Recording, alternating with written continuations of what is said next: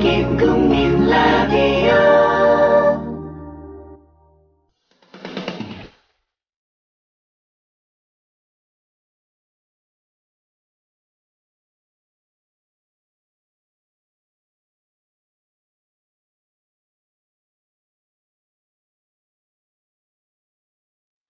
인문학을 공부하신 분들은 이렇게 순수하실까? 라는 생각을 하게 만드는 우리 김은교 교수님과 함께하는 시간입니다. 여러분께서는 국민 라디오 김은교의 일시적 순간에 오셨습니다. 안녕하세요, 교수님. 네, 안녕하세요. 교수님 그 순수하다라고 제가 표현을 했는데 혹시 기분이 나쁘신 건 아니죠? 아니에요. 항상 해맑은 느낌이셔서. 아니에요. 순수하지 않습니다. 아, 순수하지 않으십니까? 네, 몸도 바를 모르겠습니다. 순수하지 않은데. 네.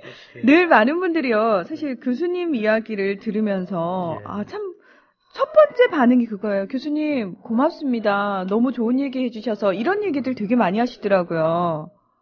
고맙습니다.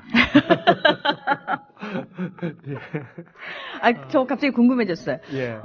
이 시간에 이런 얘기를 좀 해봐야 되겠다라고 주제를 정하실 때요. 네네. 어떤 특별한 기준이 있으신가요? 이거 부끄러운데. 제가 아는 거 얘기해야 되니까. 그건 아주 현명한 네, 기준인데요. 제가 확실히 좀 자신있게 얘기할 수 있는 분야를 준비해야 되고요. 네. 그리고, 되도록이면 지금 현실에 필요한 이야기와 연결된 주제들을 갖다 묶어서 하려고 애를 쓰고 있습니다. 그러니까 저희는 그런 부분에서 되게 감탄을 하게 되는 것 같아요. 소위 말해서 통찰력이라고 얘기를 하잖아요. 네. 우리는 현실밖에 보지 못하는데 네. 예전에 어떤 인문학적인 요소를 끌고 와가지고 현실과 예. 결부를 시켜서 저희에게 새로운 세상을 또 열어주신다는 거죠. 네. 그런 부분이 되게 역시 이래서 교수님이시구나라는 생각을 하게 만드는 것 같아요. 정말 그 패널을 격려하는 데 천재적인 소리를 갖고 계십니다.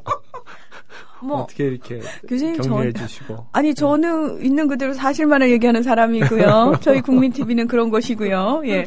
자, 오늘 교수님이 해주실 얘기. 그렇다면 저희가 또 귀담아 들어야 되는 얘기겠죠? 예, 고맙습니다. 지난번에 우리 그 징기스칸에 대해서 얘기했어요. 네, 예, 징기스칸. 네, 징기스칸에 대해서 얘기를 했는데 오늘은 좀 그 동양 얘기를 나눈 김에 그 삼국지에 나오는 관우 얘기를 좀 하고. 네.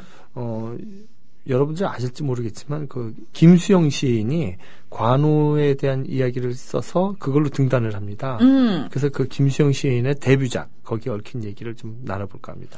와!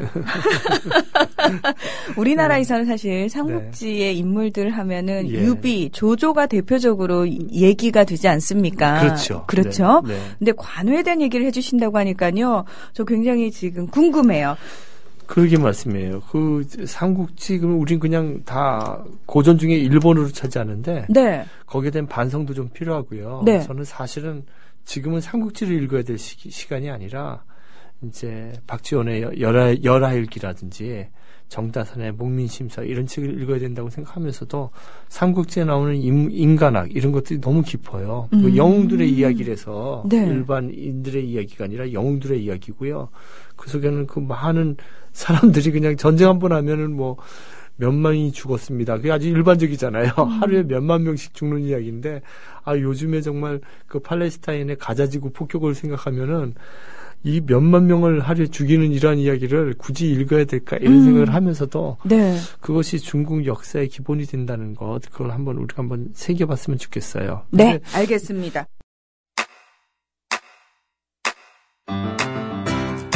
국민 라디오 지지하는 4가지 방법 아시나요? 다운로드하기, 별점 주기, 댓글 달기, 구독하기.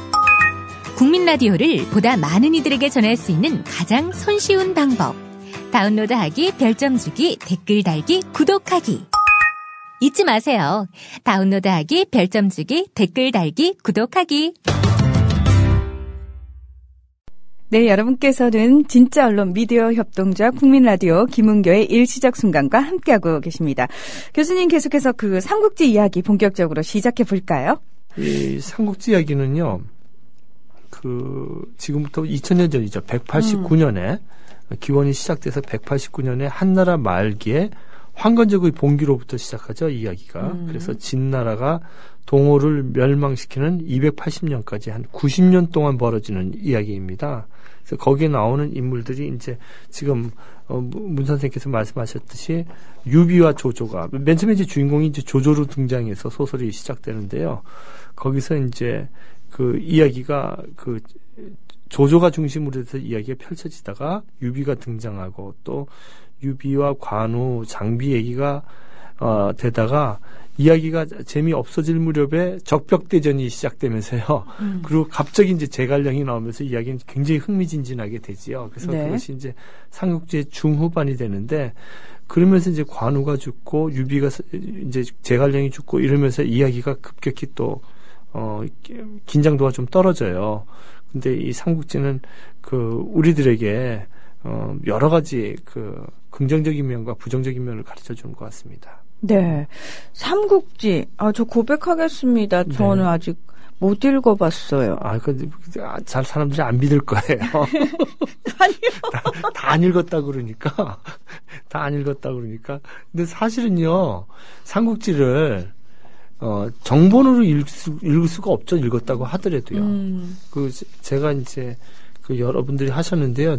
누구라고 제일 많이 읽히는 분의 삼국지가 있어요. 이문열 삼국지가 있고, 그 다음에 또 여러분들이 번역을 하셨죠.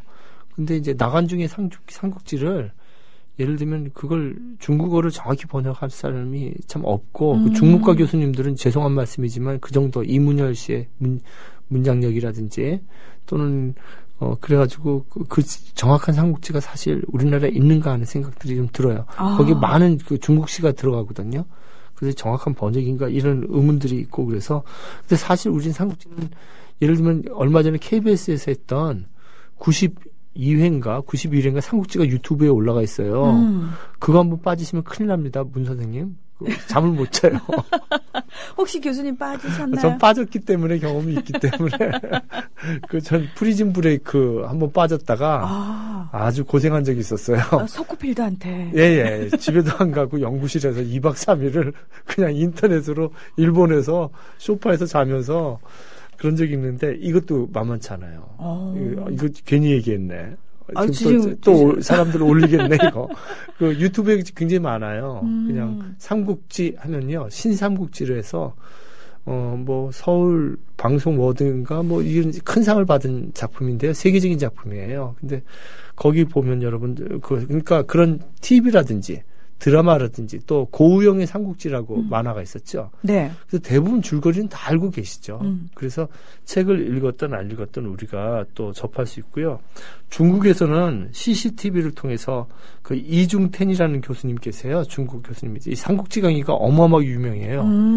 그래서 그분의 강의가 참 아까운 일이지만 중국어로 다 올라가 있어요. 유튜브에 지금. 40여 회가. 우리말하면 이제 KBS에서 특강을 한 거죠. 근데 그분 책이 김영세에서 많이 번역이 되어 있거든요. 이중텐이라고요. 그래서 혹시 중국어를 아시는 분은 유튜브에 들어가서 이중텐 이 한자로 치시면은 이분의 그 강의를 들으실 수가 있습니다. 그래서 예전에요. 네. 그 삼국지에 등장하는 인물들의 이름을 빌려와가지고 우리나라에서 이제 드라마를 좀 재밌게 만든 적이 있었어요. 그렇죠. 예. 그래서 그때 이제 조금 삼국지가 우리에게 친숙해지고 그리고 삼국지에 등장하는 인물들도 상당히 친숙해졌는데 네. 지금에 와서 이 삼국지 속의 인물들이 다시 재조명되고 또 시대를 초월해서 끊임없이 관심을 받는 이유가 어디에 있다라고 보세요? 지금도 우리들의 인간성이 바뀌지 않았고요. 인물들의 리더십과 처세술 이런 것들이 이제 굉장히 주목받고 있죠. 그 조조의 강교함과 악인의 상징으로 보이는 그 조조의 여러 판단력, 그다음에 제갈량의 판단력, 그다음에 유비의 그 어떤 그 절제된 행동과 정말 근데 어떻게 보면 유비는 너무너무 우리말로 하면 너무 우유부단하고 답답하고 어떤 면에서는 굉장히 방송 용어가 아닌 용어가 자꾸 나오려고 그러네요. 그래서 아주 그런 면들도 있습니다. 근데 그러한 것들이 읽으면서 거울처럼 우리를 한번 이제 반성하게 되는 거죠. 그렇게 봤을 때 꼭 요즘의 이야기가 아니라 언제 읽어도 우리에게 도움이 되는 그런 이야기라고 할 수 있겠습니다. 그리고 약간의 시대에 따라서요, 그 인물들이 좀 다르게 조명이 되는 부분이 있어요. 네네. 그 예전에만 해도 우리나라에서는 유비가 약간 점잖은 이미지여서 사실 그런 인물이 약간 추앙받는 그런 추세였다면 네. 지금은 말씀하신 것처럼 너무 답답한 거 아니야? 예. 약간 조조의 그 잔머리 또는 잔머리 그 약삭 발음 뭐 이런 게 좀 필요한 거 아니야? 뭐 이런 식으로 생각하기도 하고요. 그러게 말씀이에요. 예. 마치 이제 흥부와 놀부를 갖다 조사해 보면은 요즘에 아이들한테 조사 결과가 있어요. 보면 요즘 아이들은 흥부보다 놀부가 되고 싶다. 평생 거지로 살다가 나중에 조금 잘 사는 것보다 놀부처럼 평생 잘 살다가 한 2, 3개월 감옥에 갔다가 다시 와서 잘 사는 게 우리나라의 가르침이다. 행복하게 잘 살았습니다로 끝나니까. 그래서 그게 더 낫지 않은가 이런 생각을 하는 경우가 있는데요. 그 많은 책들이 조조에게서 많이 배우자 이런 책들이 많아요. 네. 지금 실제로. 그래서 저는 뭐 이 방송에서 그런 얘기를 하고 싶지는 않은데요.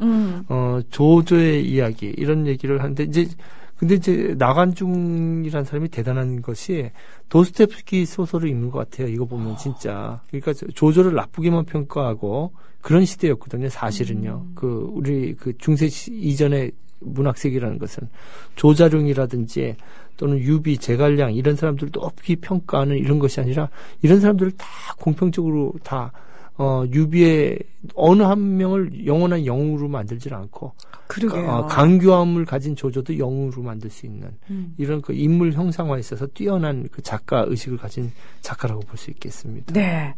오늘은 이제 그 인물들 중에서 관우를 얘기를 해주신다고 하셨거든요. 네네. 근데 우리나라에 관우 사당이 있다고. 동묘가 관우사당이라면서요. 그래요. 예, 동묘 여러분들 동묘 가보신 분들 있으실 거예요.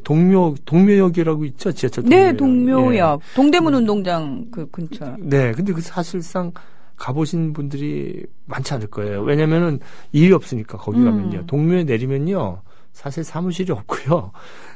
동묘에 가면 정말 그야말로 판타지에 빠질 수밖에 없는 몽상의 입구 같아요. 동묘라는 길목이. 그 판타지라는 것은 환타지가 성립되기 위해서는 이 머뭇거림, 헤지테이션이 있어야 되거든요. 근데 정말 머뭇거리게 만들어요. 그 입구에 가면은 이게 우리나라인가 싶을 정도로 그 노인들이 그냥 뭔가 찾은 듯이 왔다 갔다 하고요. 소주병이 뒹굴고 있는 노숙인이라든지 싸구려 노점상들이 잔뜩 있어요. 동네에. 그래서 이게 이런 데를 왜 내가 왔는가 하고 들어가 보면 이런 시골 장터 같은 벼룩시장을 지나서 동묘 공원이라고 쓰여진 큰 표지석이 보여요. 네. 이곳이 이제 관우를 모시는 사당인 동묘인데요. 동은 동쪽에 묘고요. 그러면 동묘가 있다면 남묘가 있어야 되잖아요. 네. 북묘도 있고 서묘도 있고. 다 있었어요. 우리나라에 지금 동묘만 남아 있는 거고요. 남묘도 남아 있어요. 남묘는 어디 있었냐면은 저 남산 힐튼 호텔 있잖아요. 네. 거기 힐튼 호텔하고 지금 어딘가 그 남대문 경찰서 그 사이에 있었어요. 남묘가. 그럼 남묘에 모신 분은 누군가요? 다 관우예요. 관우를 동서남북에. 예, 동서남북에 지키게 만들고 관우가 지켜주면 다 지켜주니까.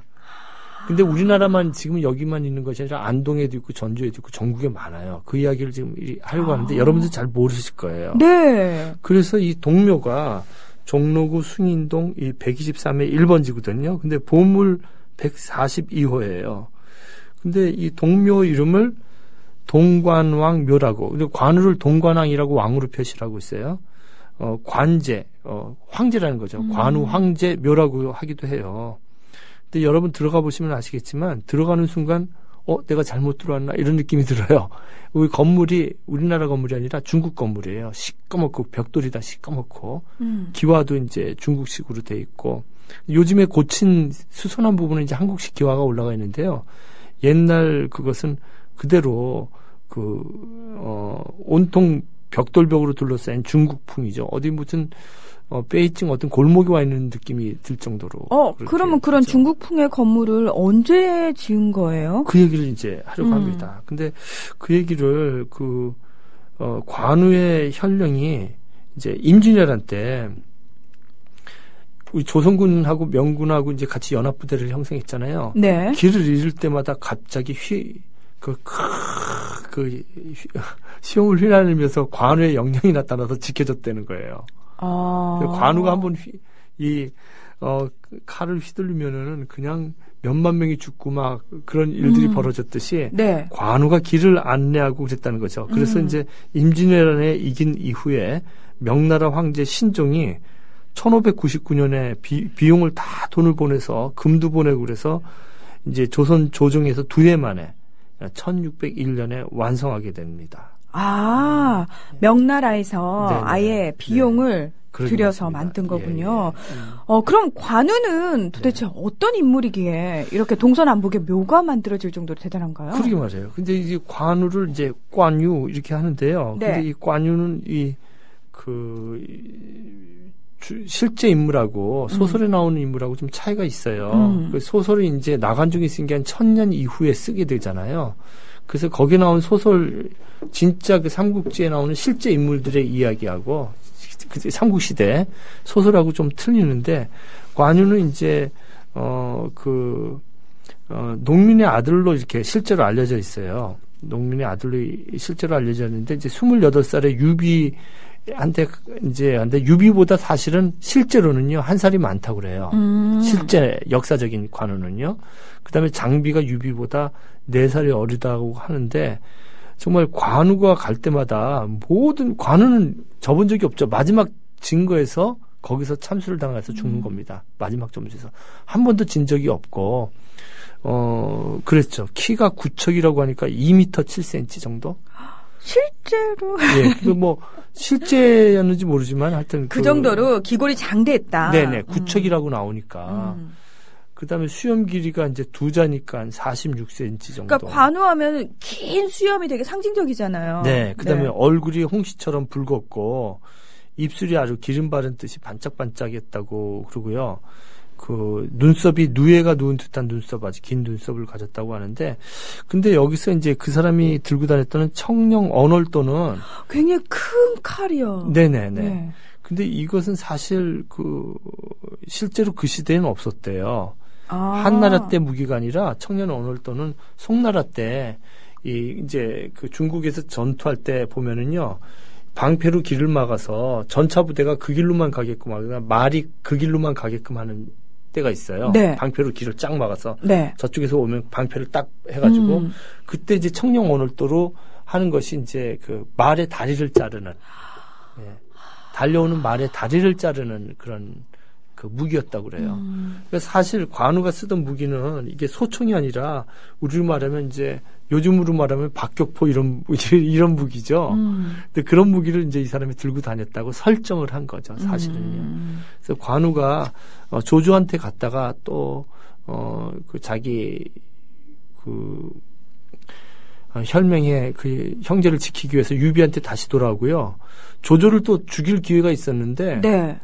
적벽대전 이후에 그 조조가 물러가는 퇴각하는 조조를 살려주죠. 그래서 이제 관우의 그 좀 답답한 면도 보이고 인간미도 보이고 또 관우가 완벽하진 않아요.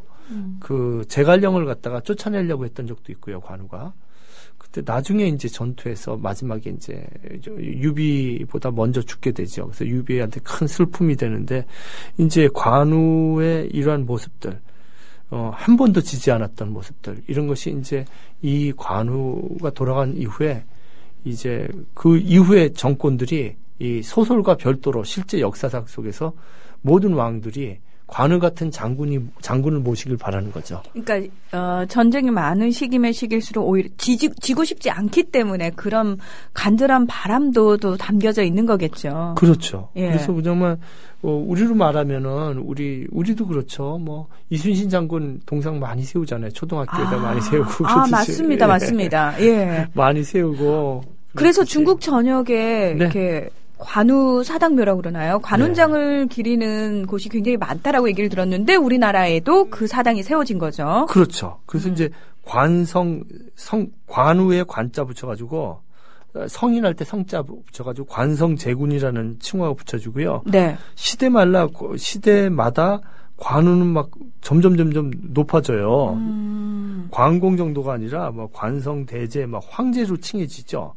그래서 우리나라뿐만 아니라 대만에 가면 굉장히 많아요. 아, 대만에도? 예, 제가 작년 여름에 대만에 갔더니 관광지마다 관우가 있는 거예요. 관우가 아주 멋있게 수염 이렇게 해가지고 앉아있어요. 불교가 아니라 도교죠, 도교. 타오이즘.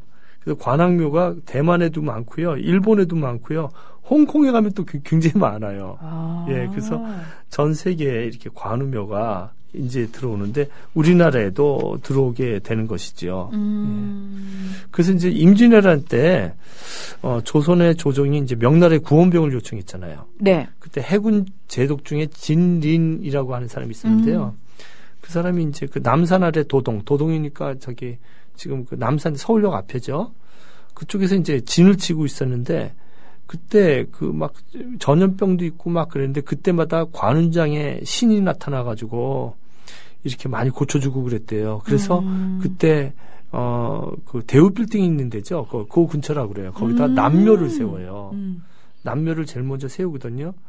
근데 거기에 이제 그다음에 동묘도 세워지고 그다음에 울산성에서는 외장 갓도우 기요마시하고 싸우는데 그때 관우의 영령이 출연해서 포위망을 뚫어졌대요.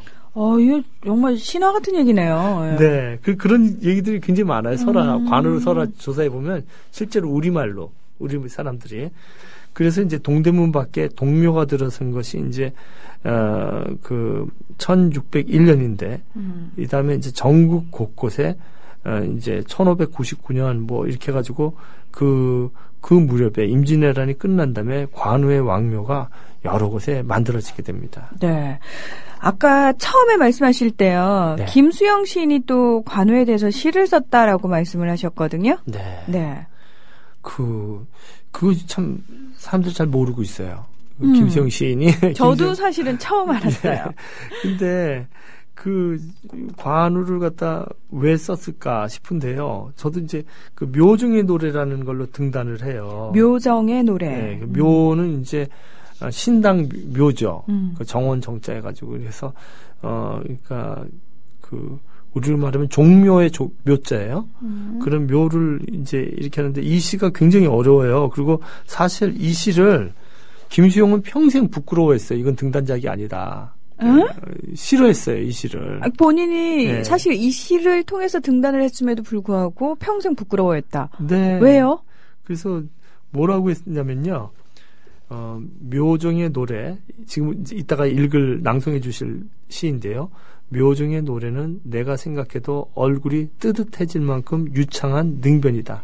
그 후 나는 이 작품을 나의 마음의 작품 목록에서 지워버리고 물론 보관해둔 스크랩도 없기 때문에 망신을 위한 참고로도 내보일 수가 없지만 좋게 생각하면 의미가 없는 시를 썼다는 증거가 될 것이다. 그 의미가 없다는 시라는 거예요, 이게. 의미 없는 시.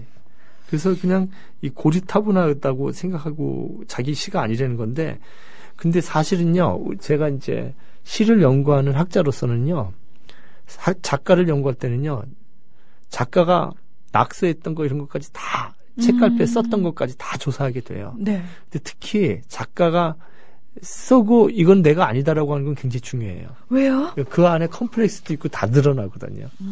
그걸 이제 비아라고 그러는데요. 내가 아닌. 내가 아닌. 예, 내가 아닌 것이 오히려 나을 수 있는 거죠. 우리 예전에 컴플렉스 프로이트 얘기할 때 얘기했지만 내가 막 컴플렉스 느끼고 이건 내가 아니라고 막 생각하는 것 자체가 나이잖아요. 그렇죠. 비아. 네. 내 영혼에 들어있는 뼈다귀 같은 거. 그러니까 어떤 의미에서 사실은 나기 때문에 그걸 나는 너무 잘 알기 때문에 부끄럽고 싫은 거예요. 그렇죠. 내 영혼에 목에 걸린 생선가시 같은 거. 남이 절대 몰랐으면 좋겠는. 그렇죠. 그러니까 그것이 이 시를 이 시는 내가 아니라는 김수영이 아닌 비아라는 이 시 자체가 가장 김수영적인 모습을 드러낸다고 저는 보고 있는 것이죠. 그래서 한번 이 시를 끝까지 읽은 사람은 없을 거예요. 아마 일단 알게 되거든요. 오늘 네. 아마 이 시를 한 1년 정도 읽으면 다 이렇게 채널 돌리면 어떻게 하죠? 아니에요. 사람들이 도대체 김수영 시인이 왜 이렇게 부끄러워했을까가 궁금해서라도 좀. 우리 오늘 청자 중에서 한 10분의 1은 아이고 머리 아프다 그럴지도 모르겠어요. 그렇지만 이런 시를 한번 읽고 나면 김수영을 이해할 수 있고 관우를 이해할 수 있고 왜 우리 문화 속에 관우가 있는지 그리고 우리가 중국을 어떻게 생각해야 될지 여러 가지 생각을 하게 될 거예요. 좀 진짜요? 어렵지만. 네? 진짜요? 예. 일단 한번 읽어볼게요. 정말 교수님 말씀대로 그런지. 네.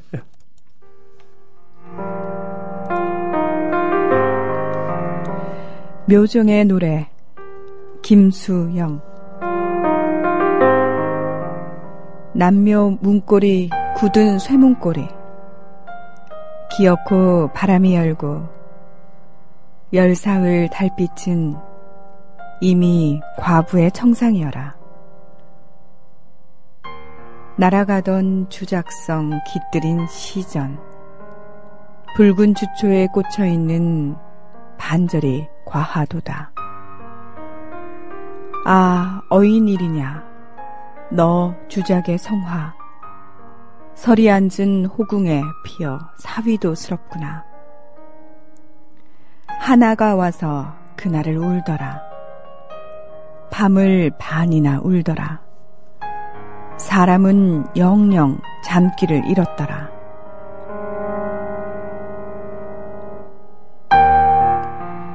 백화의 의장 만화의 거동에 지금 고요히 잠드는 어를 흔들며 관공의 색대로 감도는 향로의 여연이 신비한데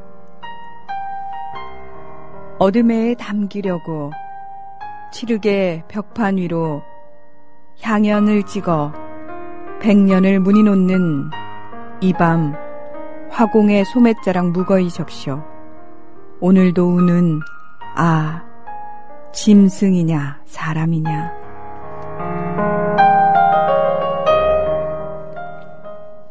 교수님 제가 읽었는데요. 네. 제가 읽었는데 뭔 소리인지 모르겠습니다. 교수님 거짓말하셨어요. 아니 읽은 것 자체만 해도 대단한 인내력을 가진 겁니다. 이게 뭔 소리예요? 이게 뭔 뜻인가요? 근데 이거를요 단어들이 어려워서 그런데 하나하나 풀어가면 굉장히 쉬워요. 근데 제일 먼저 뭐냐면요 그 동묘 있잖아요. 네. 동묘를 들어갔다 나오면 이 시가 이행돼요. 아니에요. 들어갔다 나도 이해 안 될 것 같아요. 교수님 자꾸 거짓말 하시는 거예요. 왜냐하면 들으신 분들 중에서 저는요 동묘도 갔다 왔고요. 시도 들었는데 뭔 소리인지 모르겠어요 하신 분들 정말 많을걸요. 그래서 제가 안내자로서 가이드로서 이제 가이드 역할을 이제부터 해야죠. 네. 여러분들 묘종의 노래라고 검색하시면 인터넷에 나올 겁니다. 김수영의. 저희 학창 시절처럼 네. 시에 밑줄 긋고 뜻하는 바 이런 거 뭐 빨간 펜으로 써야 됩니까? 그렇게 하면 이 방송 없어야죠. 그냥 제가 편안히 말씀드릴게요. 네. 예, 묘종의 노래 그러면은 그 묘종은 우리가 말하는 그 여러 그 조상들을 모신 묘를 말하는 거죠, 그죠? 그래서 그 묘의 정원을 노래한다. 그러니까 동묘에 가서 느꼈던 노래를 부르겠다 이거죠. 그래서 이제 남묘의 문고리 굳은 새 문고리 뭐 이렇게 나오는데. 남묘라는 건 잘못 쓴 거예요. 동묘예요. 본인도 동묘라고 썼어요. 어디 이제 연극하다가 시로 전향이라는 산문이 있거든요. 거기 김수영 전집에 나오는데 거기에 보면 이렇게 나왔어요. 이 시를 뭐라고 해놨냐면요. 자기도 마음에 안 드는 거 이렇게 써놓고 소위 처녀작이라는 것을 발표하게 된 것은 해방 후 2년쯤 되어서일까. 아무튼 조연현이 주관한 예술부락이라는 동인지에 나온 묘종의 노래라는 것이 인쇄로 되어 나온 나의 최초의 작품이다. 그때 나는 조연현에게 한 20여 편 가까운 시편을 주었고 그것이 대체로 소위 모던한 작품들이었는데 하필이면 고색 창연한 묘종의 노래가 뽑혀 잡지에 실려졌다. 이 작품은 동묘에서 이미지를 따온 것이다. 동대문 밖에 동묘는 내가 철이 나기 전부터 어른들을 따라 명절 때마다 참묘를 다닌 나의 어린 시절의 성지였다. 그 무시무시한 얼굴을 한 거대한 관우 공의 입상은 나의 어린 영혼에 이상한 외경과 공포를 주었다. 나는 어린 마음에도 그 공포가 퍽 좋아서 어른들을 따라서 두 손을 높이 치켜들고 무수히 절을 했던 것 같다. 이 마음을 갖다 시로 표현한 거예요. 근데 그냥 시인으로 등단을 해야 되겠고, 그러니까 이 시원시원한 김수영의 문장이 아니라 이렇게 피곤한 그냥 한자 투성의 문장이 들어가게 된 것이죠. 정확하게 표현하셨어요. 피곤한. 그러니까 20대 이 김수영이 정말 시인으로 등단하기 위해서 이걸 썼거든요. 그래서 이제 보면은 막 이런 구절들이 나와요.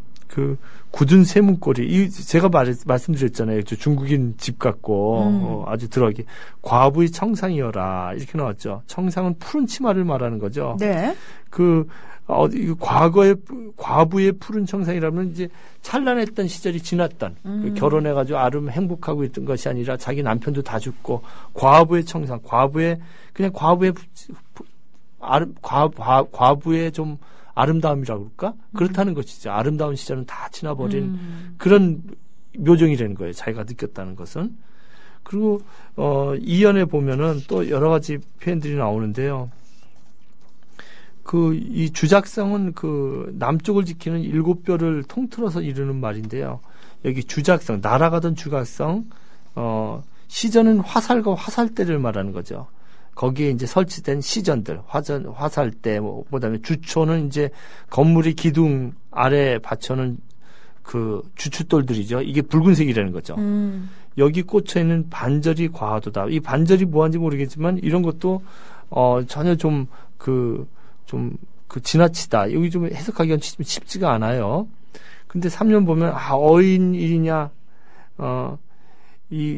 영탄이 들어가죠. 그 다음에 사위도스럽구나, 과하도다, 이렇더라, 이런 식으로 영탄이 들어가요. 영탄법. 예. 이거 정말 오랜만에 들어봐. 그러니까 좀 어울리지 않는 것 같기도 하고, 김수영한테는 잘 안 어울리죠. 자기 시풍이 아니라는 거죠. 그래서 호궁은 현악기 같은 거죠. 서리가 앉았어요. 설이 앉아서. 사위는 사위도스럽구나. 어쩐지 불길하고 꺼림칙한 분위기를 사위라고 그러죠. 그러니까 호궁이 하도 앉아서 서리가 켰어요. 거기에 사위도스럽구나. 뭔가 불길하고 꺼림칙하구나. 이런 거죠. 하나가 와서. 이 단어를 누가 알아요? 하나는 까마귀를 말해요. 까마귀 와서 그날을 울더라. 왜 그냥 까마귀는 울더라 이렇게 쓰면 되지 왜 또 하나라고 써요? 진짜 왜 이렇게 한자어를 많이 썼을까요? 그 당시 시풍이었죠. 그 당시 시대였고 우리나라의 어떤 억눌린 큰 나라에 대한 사대주의성. 그날 울더라. 밤을 반이나 울더라. 사람은 영영 잠귀를 잃었더라. 잠귀는 잠결의 소리를 들을 수 있는 감각을 말하는 거죠. 그것마저도 없는 거죠. 잠귀를 잃었더라. 그 다음에 이제, 2번 나오고, 이제 5연이 나오는데, 5연에 보면 이제, 관공이 나와요. 관공의 색대로 감도는, 관공은 금으로 되어 있거든요. 여기에 동묘에요. 거기에 이제, 번쩍번쩍 색대에 감도는 어떤 향로의 여연, 남아있는 그 연기들이, 이렇게 신비한데, 마지막입니다. 이제 다 됐네요. 그죠?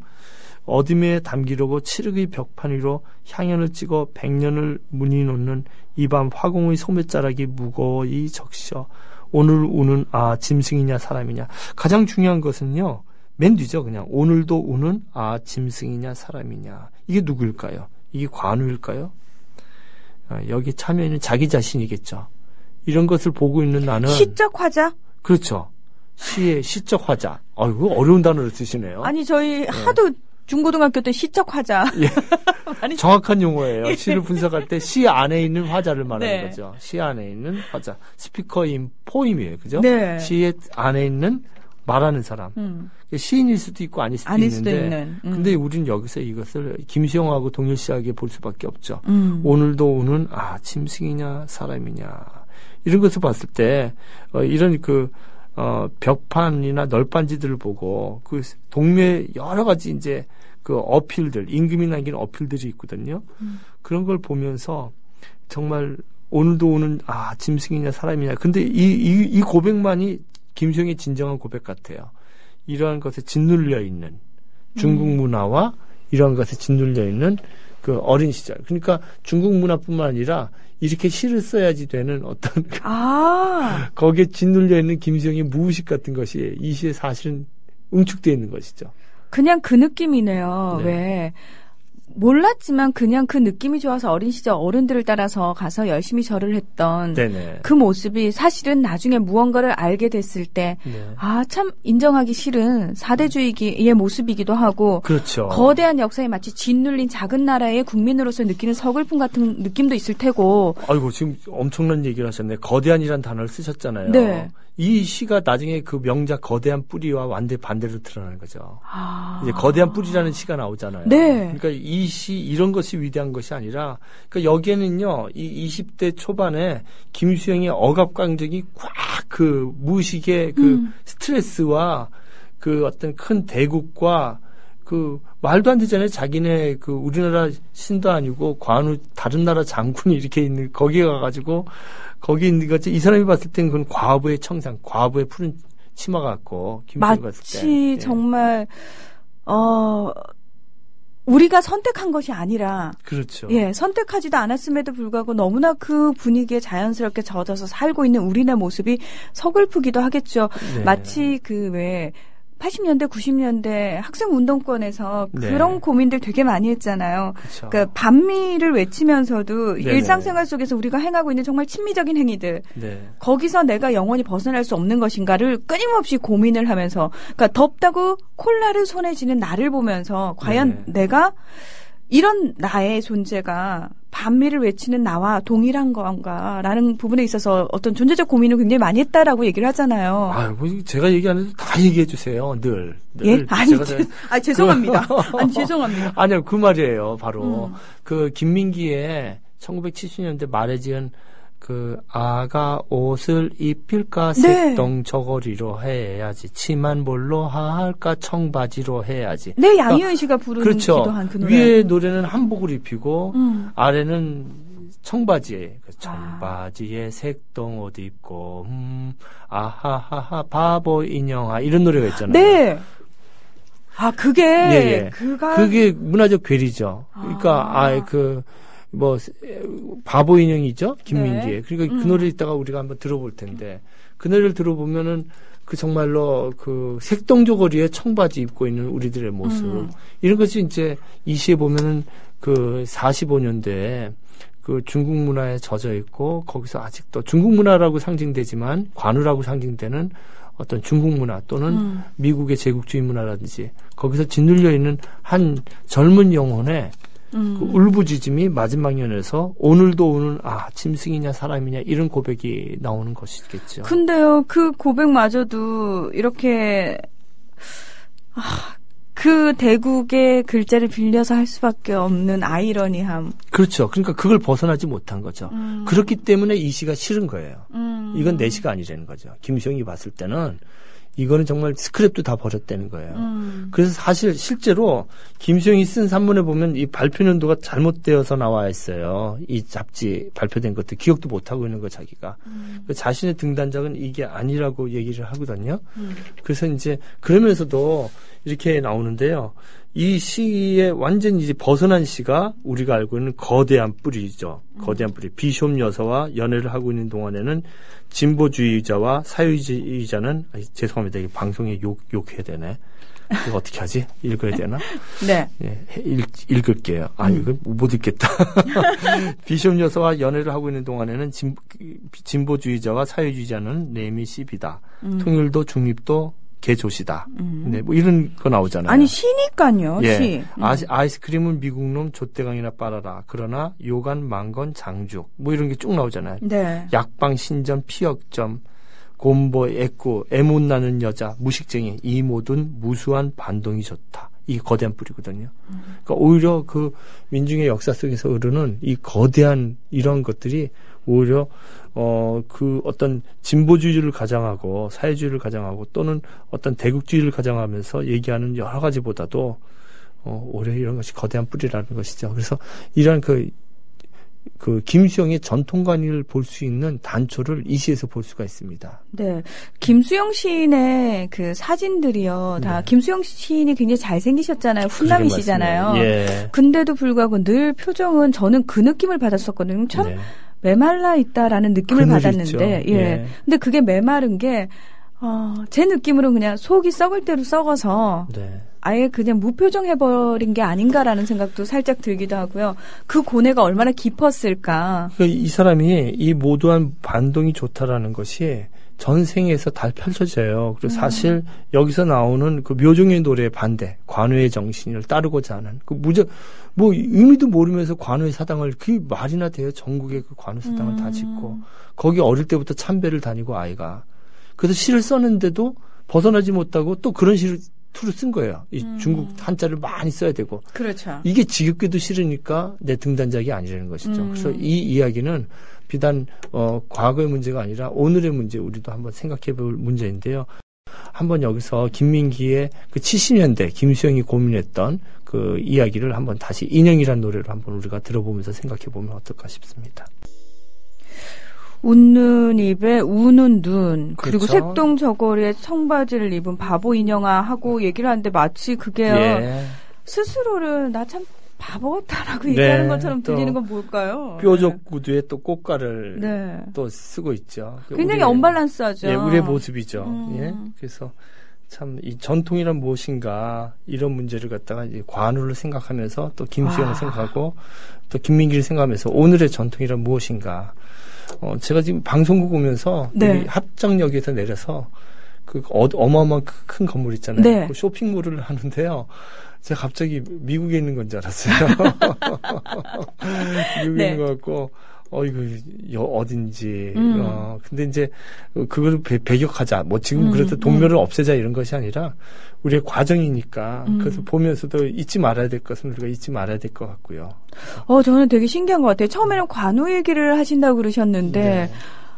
김수영 시인까지 연결이 되고요. 네. 더불어서 저는 이 노래를 들으면서 예전에 들으면서도 별 생각 없이 들었던 노래들인데 네. 김민기 씨 역시 김수영 시인만큼 참 고뇌가 있었구나라는 대단한 생각이 분이죠. 들어서 네. 예. 김민기 선생님은 대하소설입니다. 그 정신세계는 어마어마합니다. 곡 하나하나가. 네. 그래서 오늘 이 얘기를 들으면서 근데 이 시가 또 조금 벗어나지만 박인환 시인이 목마와 숙녀를 쓴 박인환 시인이요? 그렇죠. 박인환 네. 시인이 이 시 등단작을 보고 김수영을 처음에 딱 무시를 해버려요. 김수영이 이걸 들고 이제 말이 서사라고 이제 책방을 찾아갔는데 네. 박인환이 이렇게 별로 좋지 않게 이렇게 딱 외면을 했나 봐요. 그러니까 그 당시에, 그러니까 김수영이 등단할 당시에 박인환은 이미 유명한 시인인가요? 대단한 시인이죠. 그리고 김수영이 김수영 포로 수용소에 갔다 왔잖아요. 네. 근데 그때는 이미 박인환은 떠 있는 상황이었고요. 그 포로 수용소에 갔다 와서 정신적으로 막 헤매고 정신병 증세도 갖고 있고 우울증에서 빠져나와 다 갇혀 있을 때 근데 박인환은 그때 세월이 가면 목마와 숙녀로 최고의 인기 시인이 되죠. 근데 이제 박인환이 1956년 3월 20일 날 심장마비로 사망을 하는데 그때 그 김수영은 일부러 안 가요. 그 장례식에도 가지 않으면서 박인환에 대한 미움을 막 쏟아내죠. 그래서 뭐라고 했냐면 나는 박인환을 가장 경멸한 사람의 한 사람이었다. 그처럼 재주가 없고 그처럼 시인으로서의 소양이 없고 그처럼 경박하고 그처럼 값싼 유행의 숭배자가 없었기 때문이다. 그가 죽었을 때 나는 장례식에를 일부러 가지 않았다. 어떤 사람들은 너의 목마와 숙녀를 너의 가장 근사한 작품이라고 생각하는 모양인데 내 눈에는 목마도 숙녀도 낡은 말이다. 내가 이것을 쓰기 위해 20년 전에 벌써 무수히 써먹은 낡은 말이다. 김수영 산문에 박인환이라는 글이 있습니다. 근데 이제 이런 것들이 어떻게 보면 김수영 속에 있는 다 비하예요. 컴플렉스. 박인환을 쫓아가지 못했던. 근데 이러한 것이 어떻게 보면 다 오늘의 결론인데요.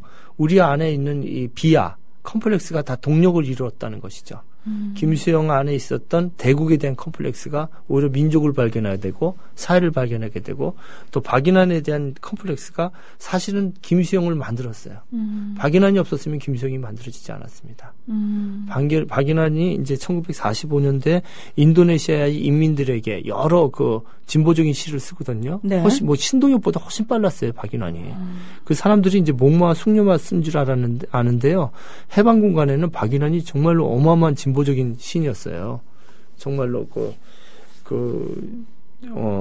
그래서 여러 아시아 인민들에게 쓴 시들도 많고, 그 다음에 노동자들, 쟁의를 이제 같이 했던 박인환의 시도 많고, 그러한 시들도 나중에 김수영이 받게 되고요.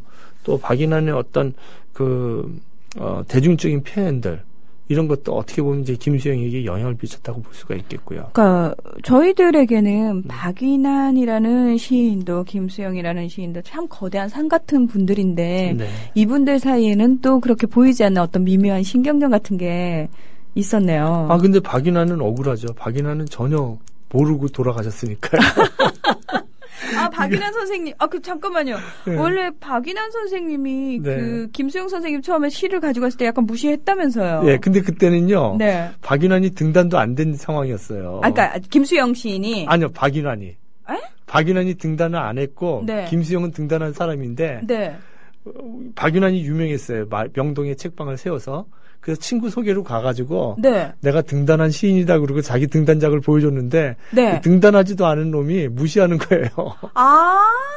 이 잡지 자체가 난 예술사조라는 잡지 자체가 마음에 안 든다. 이건 옛날 작품만 싣고, 옛날 한문투, 여기다가 어떻게 작품을 발표했냐, 뭐 이런 식으로 나오니까, 처음부터 기분이 나쁜 거예요. 그래서 만날 때마다 이 패배의식을 느낀 거죠. 그래서 자기는 포로 수행소에 갔다 왔는데, 이 사람은 이제 서점도 경영하고, 벌써 기자가 돼가지고 국제신보 기자가 돼가지고 김수영 길을 많이 열어줬어요. 박인환은 청탁도 여러 번 하고 그리고 이제 그 책을 낼 때도 새로운 도시와 시민들의 합창이라고 1949년에 그 시화집을 내거든요. 네. 그때도 박인환이 김수영을 끌어들이죠. 근데 박인환은 모를 거예요. 돌아가셔도 계속 김수영을 도와줬고 김수영이 괜히 이제 박인환을 계속 애증이라고 표현하잖아요. 그죠. 애증이면서도 네. 사실은 저는 이제 김수영 시인의 글을 보면은 박인환을 사랑하는 면을 느껴요. 오히려. 그래서 그 박인환을 토대로 김수영이 만들어졌다고 볼 수가 있겠죠. 계속 박인환을 언급하는 것 자체가 저는 웬만한 애정이 없으면은 정말 무관심하면은 사실 저희가 언급할 가치도 없어 이러잖아요. 소위 말해서. 그렇게 말해요. 박인환의 글이나 행적에서 김수영을 미워하거나 한 흔적은 찾아보기가 힘들어요. 다만 김수영이 혼자 그렇게 느꼈던 거죠. 근데 이런 컴플렉스로도 볼 수 있는 그 증오가 이후 김수영에게 힘으로 변화되고 그 박인환에 대한 김수영의 애증이 네. 사실은 김수영 자신에게 향하는 치열한 내적 투쟁으로 만들어지죠. 그래서 이 박인환으로 인해서 박인환이 김수영을 자기 자신을 무시했다는 그런 혼자 생각한 거죠. 그것도 김수영을 바닥으로부터 시작할 수 있게 만들었죠. 그래서 내적 컴플렉스가 근본적으로 그 긍정적인 결과를 이끌어내게 된 동력이 됐다는 것을 우리가 부정할 수가 없습니다. 그래서 오늘 제가 얘기했던 두 가지의 컴플렉스죠. 외적 컴플렉스와 내적 컴플렉스. 그러니까 김수영이 가졌던 외적 컴플렉스는 제국에 대한 외적 컴플렉스가 있었어요. 자기가 왜 여기에 억눌려야 하는가. 관우의 사상이라든지 중국의 사상에. 거기서 우는 마지막 연애 정말로 짐승이냐 사람이냐. 그러게 말이에요. 예. 그렇게 살 수밖에 없는. 그러면서도 또 자기도 그런 풍으로 써야 하는 그런 외적 컴플렉스와 거기서 만들어진 평생 박인환에 대한 내적 컴플렉스, 이런 컴플렉스가 한 사람을 갖다 큰 시인으로 만들었다고 볼 수가 있겠죠. 저희가 참 오늘 김수영 시인의 묘정의 노래를 통해서 관우도 생각을 해보고요. 네네. 또 우리가 평소에는 사실 별로 인식하지 못하고 사는 우리 안의 무의식들. 네네. 그리고 우리가 지금 그 당시에는 어떤 중국이라는 제국에 대해서만 억눌려 있었다면 지금은 정말 세계 강대국들로부터 저희는 억눌려 있는 그런 상황이잖아요. 어떤 네네. 의미에서는요. 네네. 예. 그런 우리 안의 그런 무의식들. 그리고 박인환 시인까지 굉장히 먼 여정을 한 느낌이에요. 아이고, 긴 여행을 했는데요. 네. 제가 제 얘기를 하면 좀 창피하지만 제가 일본에 유학을 처음 갔을 때 도서관에 들어가서 운 적이 있어요. 그 도쿄대 도서관하고 와세다 대학 도서관에 이제 지하에 딱 들어갔는데 책이 어마어마한 거예요. 그 아시아에서 제일 크다는 도서관이에요. 네. 저기 와세다 대학 도서관이 200만 권인데 200만 권이면 어느 정도냐면요. 그 당시에 제가 와세다 대학 돌아가시면 여러분 브로셔 있습니다. 한글 브로셔. 그거 제가 만들었어요. 제가 있을 때. 일본어, 영어, 중국어, 한국어 이렇게 돼 있는데 한국어를 제가 이제 번역을 하는데 교정도 제가 보고 했는데 한국어 브로셔 달래면 줘요. 그 안내지 거기 들어가서. 근데 그때 제가 알았어요. 200만 권이라는 거. 근데 한국하고 제가 이제 거기서 일하면서 한국의 대학교에서 이제 한 달에 한 100여만 원 책을 구입할 수가 있어요. 한국 책을. 제가 보고 싶은 책도 구입을 하고 그렇게 했는데 그 당시에 연세대가 한 70만 권, 서강대가 한 30만 권, 서강대 좀 죄송합니다만 그런 식으로 했는데 우리나라 대학교 한 두세 개 대학교를 합친 거에 2배만 한 거예요.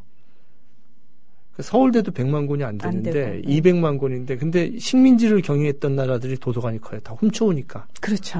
그러니까 조선일보나 우리나라에 없는 뭐 국민문학이라든지 개백이라는 잡지도 그 목차가 붉은색이라는 걸 저는 유학 가서 알았어요. 그 다 칼라로 잡지가 돼 있더라고요. 그 당시에 벌써. 근데 우리는 다 영인본으로 보잖아요. 네. 그 원본을 갖고 있는 거예요. 일본 학자들이. 근데 그런 걸 보면서 제가 그 처음 갔을 때 도서관 구석에서 소리도 못 내고 그다음에 이제 우리가 읽었던 레닌 책이라든지 그다음에 뭐 김일성에 대한 뭐 여러 가지 이제 조선 전사라든지 이런 게 쫙 깔려 있는 거예요. 근데 그걸 읽으면 잡혀갔었잖아요. 저도 그렇죠. 이제 그것 때문에 한번 고생을 했거든요. 너무너무 웃긴 거예요. 여긴 그냥 도서관에 널려 있는데. 그러니까 공부라는 것이 그다음에 학문의 발전, 세상의 발전이라는 것이 정보의 공개화 거기서 이제 자유를 느끼고 그 속에서 깊이 있게 연구하고 반발씩 이렇게 가는 것인데 그 자체가 안 돼 있는 사회에 있다가 이제 그런 큰 제국에 가니까 막 눈물이 막 나더라고요. 이걸 어떻게 이겨야 되는가. 그랬는데 우리가 그러한 현실을 당도했을 때 또는 혹시 이 방송을 듣는 유학생분들이 계시다면 우리나라를 좀 더 생각하시고 그것을 이제 오히려 애증으로 삼아서 이겨낼 수 있는 그런 삶이 되면 어떨까 생각을 좀 해봅니다. 네. 또 많은 것들을 생각하게 해주는 시간이었어요. 김은규 교수님, 오늘도 저희에게 아주 소중한 순간을 선물해 주셔서 정말 고맙습니다. 예. 네, 다음 주에 뵙겠습니다. 고맙습니다. 네, 감사합니다. 국민라디오